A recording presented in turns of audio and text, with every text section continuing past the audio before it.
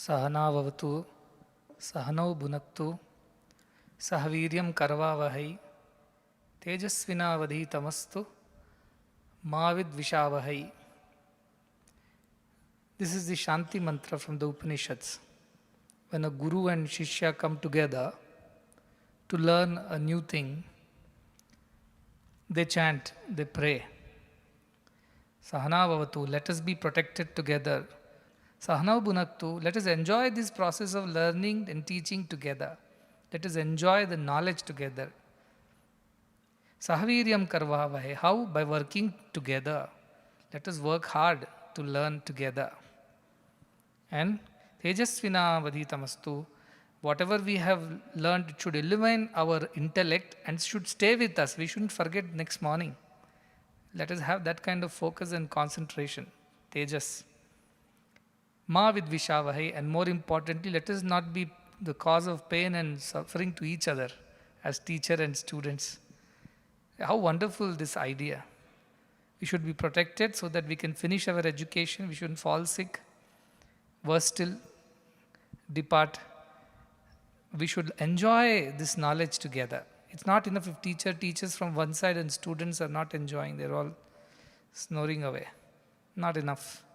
Or students are eager to learn, but teacher teaches, doesn't want to teach. He wanted to be a cinema actor but ended up in a classroom.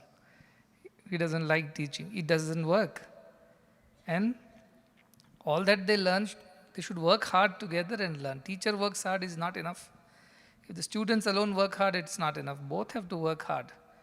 Enjoy that working hard. And whatever they learn should stay with them. It means they should have assimilated, digested the knowledge, and not just kept it in their, what you call in computer RAM, random access memory. Just stays till tonight and next morning it all disappears. It should become a part of us. That is the kind of education we talk about in our Indian education system. And one teacher like this was Shri Krishna. And one student like that was Arjuna. And Bhagavad Gita is the teaching and learning that has happened between the greatest of all teachers, Gita Acharya, Shri Krishna, and the best of all disciples, the most deserving one, who is Arjuna, who is keen on learning. And that is why Bhagavad Gita is one of the best teaching methodology, questions and answers. But Arjuna was keen to learn, Krishna was keen to teach, and that's why Bhagavad Gita happened. And I'm so glad that the first chapter of Bhagavad Gita has come to its conclusion today. What started on Gita Jayanti, and with a purpose that every child of our institution should be acquainted with the most important text of our Dharma, Sanatana Dharma, which is Bhagavad Gita. Sarvopanishado gavo dogdha gopala nandanaha partho vatsa sudhir bhokta dugdham gita amritam mahat. That is the dhyana shloka of Gita. If all the Upanishads are considered to be cows, it's a metaphor, it's an analogy. Upanishads are the highest philosophy of our scriptures. If all the Upanishads are considered as cows, and the milkman, the cowherd, is our Krishna himself, then who is the reason for which this cow should yield the milk of knowledge? The calf is Arjuna, Partha. And Sudhir Bhokta, he's of good buddhi, not of lazy nature, not indolent, not careless, but very keen to learn, of good buddhi. And Dugdam, and the knowledge, the milk, is Gita. Amrutam Mahat, the highest of the Amrita, is the nectar of immortality. What a beautiful analogy. And today, thanks to that calf Arjuna, so many of us are able to enjoy that immortal nectar of Bhagavad Gita's knowledge. So we must be grateful to Arjuna for having asked the questions, and of course most grateful to Lord Shri Krishna for having answered it so very patiently. So first chapter of Bhagavad Gita has been finished.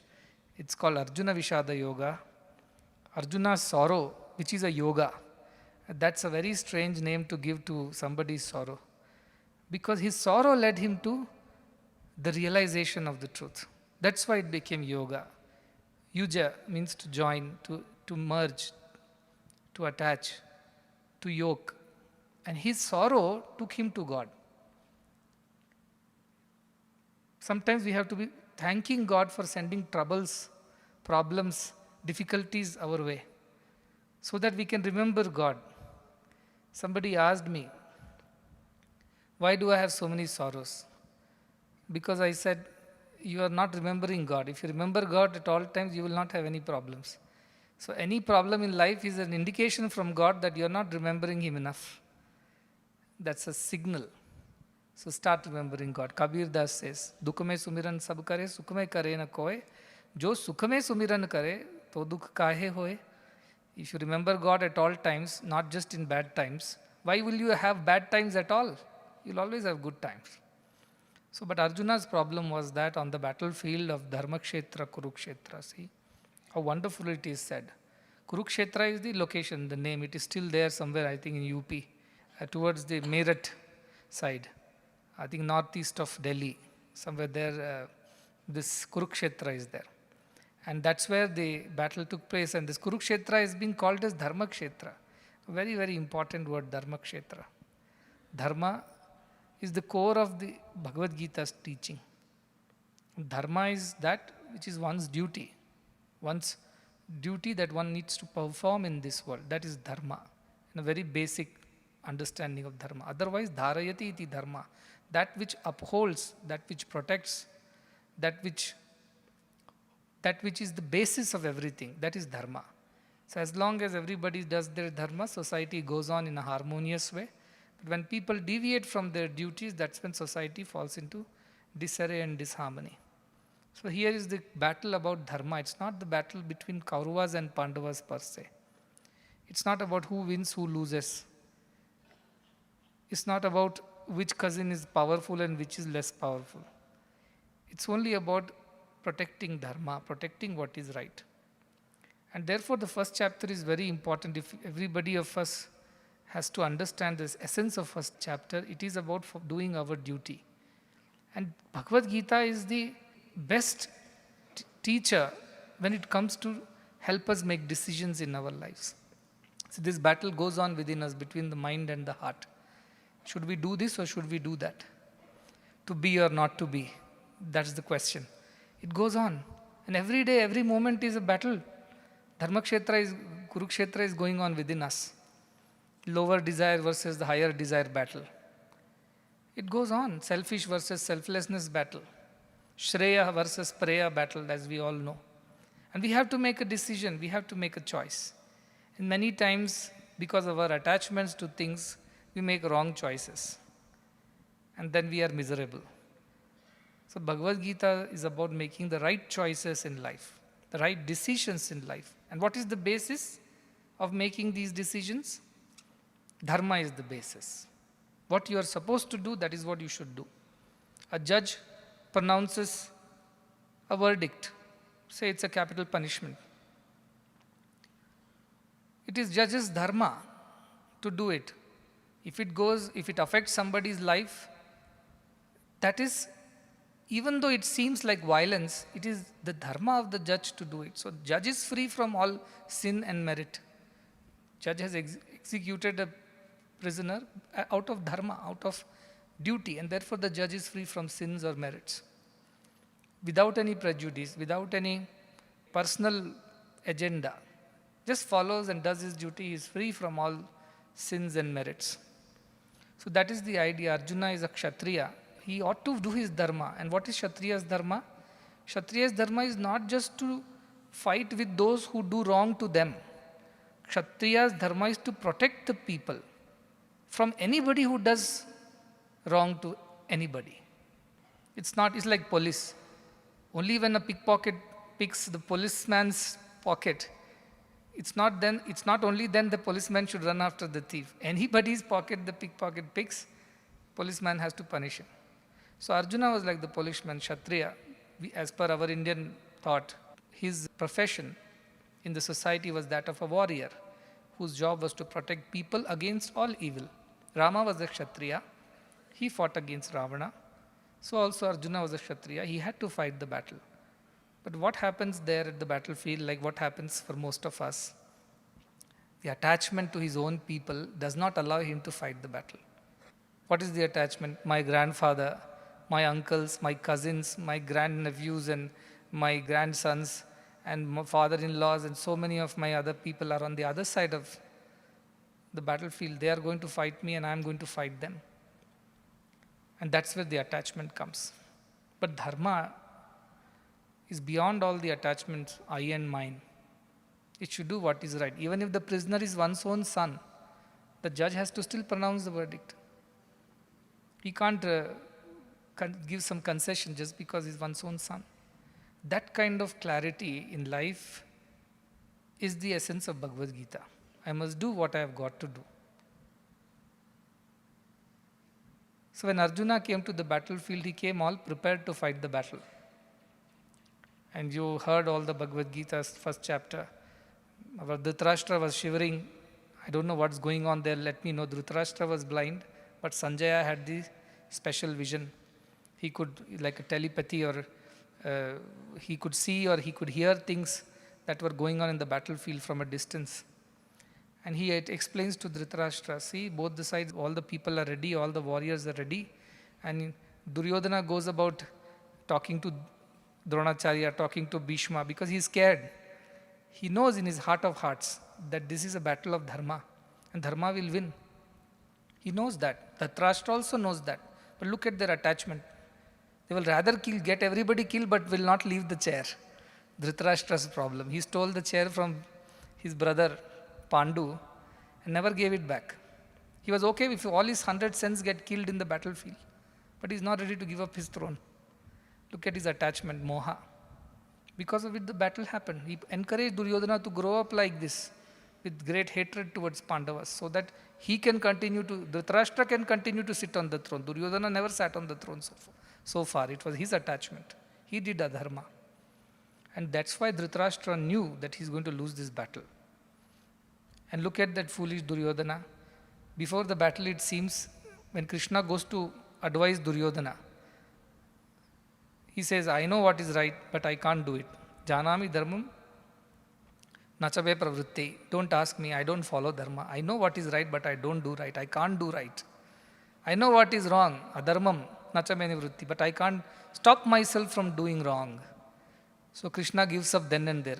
If Krishna had advised Duryodhana and Duryodhana got transformed, battle wouldn't have happened. But that was not to be, because he was not a right Shishya. Even though Krishna was a good teacher, Duryodhana was a bad student. So he won't learn. So Krishna caught hold of Arjuna. And how did he teach? He took him to the middle of the battlefield. Arjuna says, place my chariot in such a way that I can see whom I am fighting on the other side. Who are these people who want to please that foolish Duryodhana, evil Duryodhana? And what does Krishna do? He takes him and puts him right in front of his favorite grandfather, Bhishmacharya. And then Arjuna starts worrying. How can I kill my own people, my grandfather? He's okay to kill Duryodhana. He's okay to kill Dushasana. But he can't kill Bhishma. And he says, if I kill my own people, dharma will be destroyed in our kula will be destroyed. All the male folk will be killed. Female will be left helpless. They will have to marry people from other kinds of professions and things like that. The children born out of it, Varna Sankara will happen. Kula Nasha will happen. Therefore, I should not fight this battle. Na Kangshe Vijayam Krishna, he says, I don't want to win. And now the last slokas, he says, it's okay if they kill me. I'm ready to die, but I don't want to fight this battle, because of which my pitras will fall from the heaven. All kinds of things will happen. Women will be in distress. Children will have wrong upbringing. What gain will I have out of it? I'll rather die in misery than to kill everybody, and what enjoyment can I have, he says. And once every one of us will think, how nice Arjuna, how compassionate you are, how kind you are. You have the heart to feel the pain of others. But don't be deluded. He was not saying all this out of compassion. If he had compassion, he would not have come to battlefield in the first place. They would not have decided to fight the war. It was a concluded war. People were there to fight. But only because of his attachment, his hands start shivering. Gandiva falls from his hand. He falls on the seat. His throat chokes, gets fever. examination fever. I can't fight this battle. What it happens to us, right? A surgeon, when he needs to do a surgery on his own child, his hand shivers, even if he's a very good surgeon. But another's child, no problem. Because attachment comes into picture. That attachment is the reason for us to make wrong decisions in life, wrong choices in life. It could be attachment to anything, but attachments lead to wrong decision making. Therefore, decision making is the lesson that we learn from Bhagavad Gita, which we have to make it every time. Shreyascha preyascha manushya metat tau samparitya vivinakti dhira. Kathopanishad says, both come in front of everyone, Shreya and Preya, the good and the pleasant. And the right kind of choice is to choose the good over what is easy and pleasant. Shreyashta dhiro. Dhiro bhi abhivranite. The wise one picks the Shreya. And Preyo mando, foolish one, picks for what? Yoga kshemad vrunite. For his own sake, for his welfare, his selfishness, he picks the easy and the pleasant option. Lower desire, as he just now said, over the higher desire. So this decision is what Arjuna is unable to make out of attachment, and he gives all kinds of lame excuses, which at times sounds like a great philosophy, but then there is this teacher, Krishna, listening to all this ranting of Arjuna, like I do. Okay, go on. After you finish, I will start. So the teacher has to have the patience to hear him out. Others later Arjuna will say, you didn't even allow me to express myself. You straight away started teaching something. So he allowed Arjuna to purge himself of all his ideas and sorrow. And that's how Krishna starts teaching the Bhagavad Gita. The whole chapter, first chapter, he just keeps quiet and listens to Arjuna. That's the quality of a teacher. And in this Bhagavad Gita alone, Krishna becomes a teacher. We haven't heard him become a teacher before. Maybe later again in Uddhava Gita, he will be teacher again. But first time Krishna assumes the role of teacher. Though Krishna and Arjuna are very good friends. So far they were friends. But suddenly Krishna assumes the role of a teacher. And he does not open his mouth and start teaching as second chapter. Till Arjuna says, Shishyasteham, I am your Shishya. I surrender to you. I don't know what I am doing. Shadimam, instruct me. Tvam prapanna, I surrender to you. You become my guru and teach. Till then, Krishna does not even open his mouth. All I'm trying to say is that he doesn't start teaching Arjuna the truth. Till Arjuna himself says, I surrender to you, consider me as your disciple, as a student, as a pupil, and teach me, please. I say when the Shishya is ready, the disciple is ready, Guru appears. And that's how Krishna becomes the teacher at that moment. And then starts his teaching of Bhagavad Gita. Such a wonderful text. Such practical examples, such practical teachings. It was valid 5,000 years ago, it's valid today, it will be valid even 5,000 years from now. If you invest your time and energy in learning Bhagavad Gita, that investment will never go bad. All other knowledge, I don't know. Till yesterday, there was one way we were living. After pandemic, our lifestyle has changed. Look at the contextual teaching. When you are in the middle of the situation, that's when Krishna wants to teach. He could have taught all this to Arjuna before and saved time on the battlefield. See, Arjuna, don't get confused when you go there by seeing your own people. This is the truth.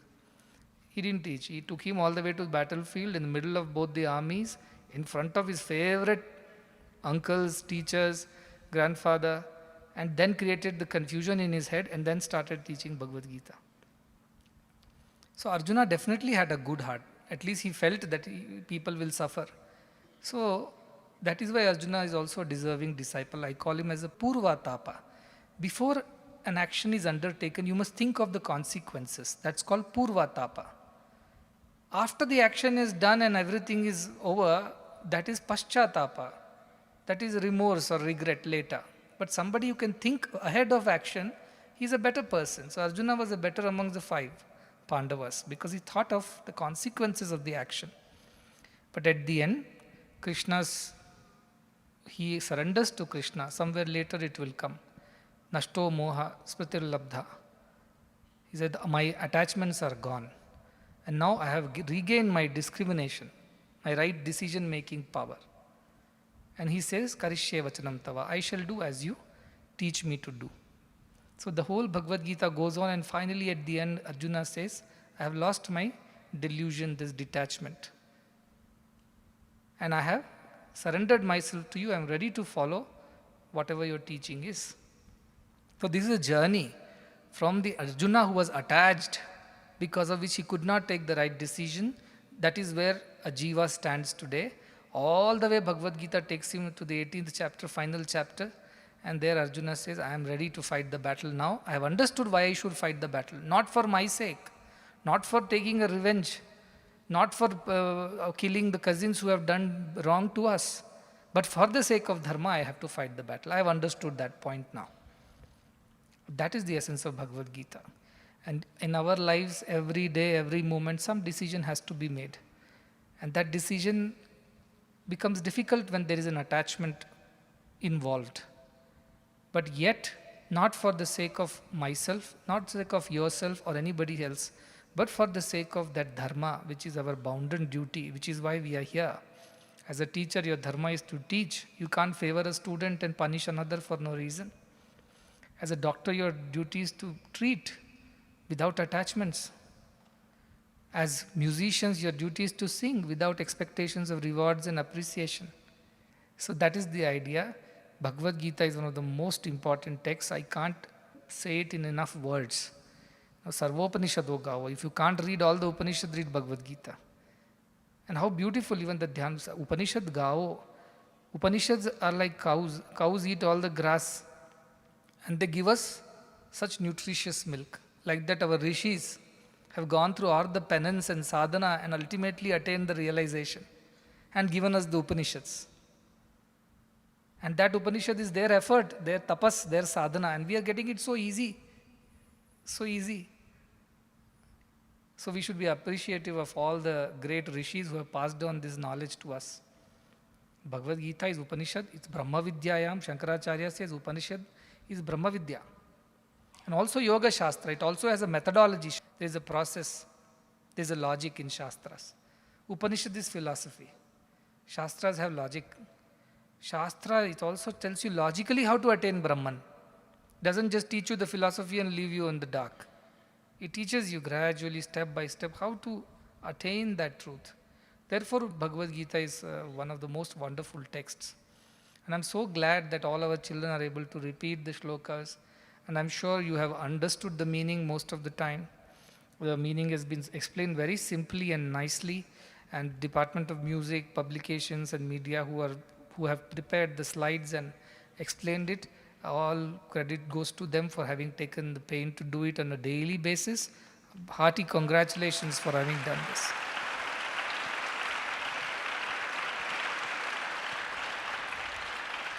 And second chapter is a very important chapter. It is the essence. Right in the beginning, Krishna teaches so much of philosophy. I was surprised. But Krishna sets the tone for the rest of Bhagavad Gita. The second chapter, which is coming now, starting with Krishna's Upadesha, it's very, very, very important chapter. Every shloka is pregnant with so much of meaning and philosophy. And if you need to go slow on it, but it is important chapter. And whatever doubts you have, questions you have, keep writing it down, send it to Srinivas, and he will consolidate it further and send it to me. And in any of these sessions, I will keep answering these questions. And this applies to the devotees from around the world also, not just those who are sitting here, those who are e-learning from elsewhere. They also can write e-questions and they will get e-answers for that. But let us learn Bhagavad Gita. I think that's the best thing we would have done in our lives, which we will enjoy and we would truly be appreciative at the very end, because that is what is going to save us. Amrita, it says, Gita Amritam Mahat. It gives us immortality. It removes the fear of death and gives us immortality. That is why Amritam it is. So let us try and learn with all sincerity and pray that no impediments, no obstructions come all through the year, and we can keep learning wherever we are. Very happy. Once again, my heartfelt blessings to all those who are involved in teaching this, and also those who are learning. This is one thing that is going to help you all through your lives, and you'll never regret that you have learned Bhagavad Gita. So all of you, learn it with all sincerity. Shraddhavan labhate jnanam. With sincerity you can attain the knowledge. That's what Bhagavad Gita says. So with that blessings, I conclude today's session.